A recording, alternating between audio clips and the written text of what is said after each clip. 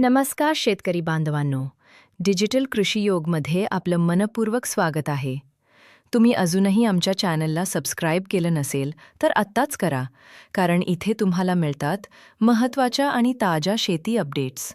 तर चला, आज आपण पाहणार आहोत कांद्याचे ताजे बाजारभाव.